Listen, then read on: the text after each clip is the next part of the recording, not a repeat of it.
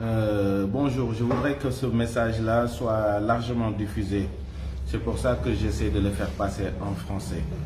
Vraiment, face à l'urgence médicale, face à toutes les inquiétudes que l'Europe, l'Amérique et la communauté internationale ont eues pour l'Afrique. C'est-à-dire lorsque le coronavirus a été déclaré, ils se sont gravement inquiétés. Ils ont dit qu'il faut essayer d'assister l'Afrique le maximum possible. Ils avaient prévu entre 500 millions et 1 milliard de contaminés en Afrique.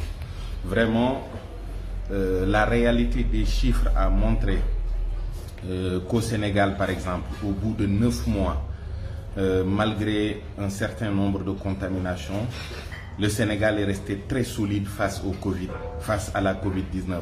Nous avons eu pratiquement moins de 400 morts au bout de 9 mois. En Afrique, nous avons vraiment des chiffres qui ont reflété un miracle face à cette pandémie.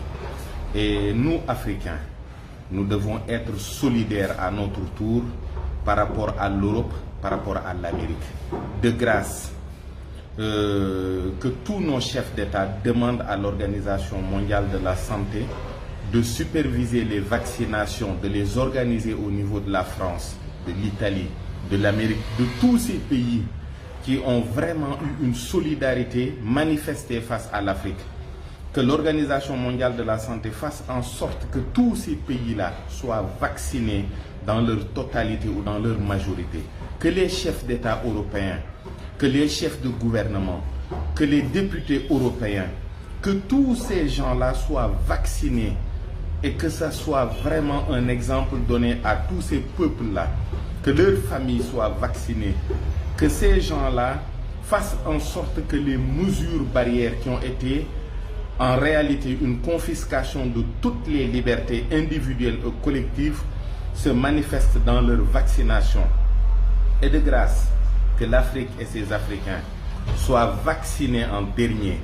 Et que si nous sommes obligés de vacciner l'Afrique, que nous commencions par les autorités qui sont en mesure de pouvoir assurer que ces vaccinations sont vraiment sûres au moins à 80%.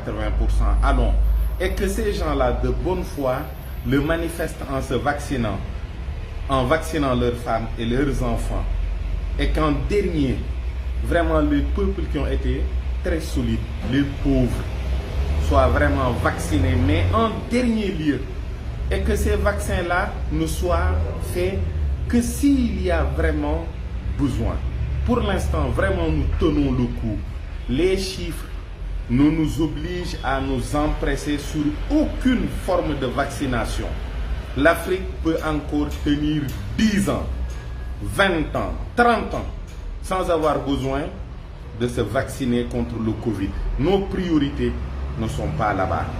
Nous avons besoin d'aide par rapport déjà à l'annulation de la dette internationale, par rapport à une liberté sur la monnaie, que les pays africains prennent leurs responsabilités face à cette crypto-monnaie qui doit venir de cette gouvernance mondiale. Si on ne peut pas arrêter la gouvernance mondiale, si on ne peut pas arrêter la crypto-monnaie, que les Africains se prennent en charge de façon monétaire, que les Africains en profitent pour prendre leur liberté, que vraiment nos priorités économiques, que nos priorités sanitaires soient définies par nous-mêmes et nos politiques, que les Africains ne laissent pas les fondations et les organisations non gouvernementales dire ce qu'il faut pour l'Afrique.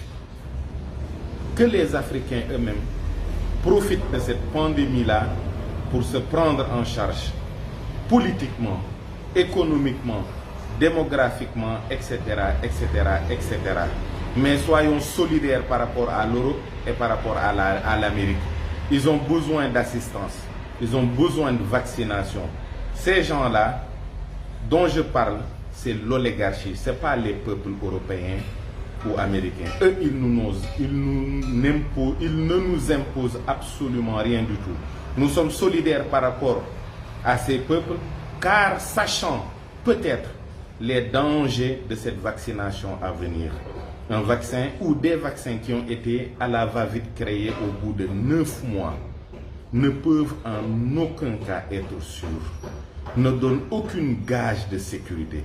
Alors je parle de cette oligarchie anglo-saxonne, je parle de cette oligarchie politique qui pourrit le milieu médical, qui fait en sorte que même les médecins n'ont plus de décision, que cette oligarchie pharmaceutique aussi soit vaccinée devant tout le monde. Je ne parle pas des peuples. Les peuples n'ont rien contre les peuples. Ils sont tous opprimés, que ça soit en Afrique, que ça soit en Europe, que ça soit en Amérique, parce que leurs libertés ont été confisquées depuis plus de 9 mois, 1 an. Et ils parlent de liberté que si cette personne-là accepte de marcher vers cette organisation qui vraiment ne rassure sur rien du tout, qui nous offre un avenir sombre, qui commence par le premier acte qui est accepter de se vacciner, accepter qu'on mette dans ton sang ce que tu ne peux pas maîtriser, ce dont tu n'as aucune information sûre et certaine, et vraiment qui peut freiner cette démographie. Parce que ce qui est sûr, ce qu'ils nous ont donné comme information, c'est qu'au moins, au bout de 10 ans, c'est-à-dire vers 2030, ils doivent freiner cette population mondiale qui devrait être 9 milliards. Donc eux, ils veulent que ça soit 5 milliards. Rassurez-vous, je n'ai rien contre aucun peuple, contre aucune couleur, contre aucune race.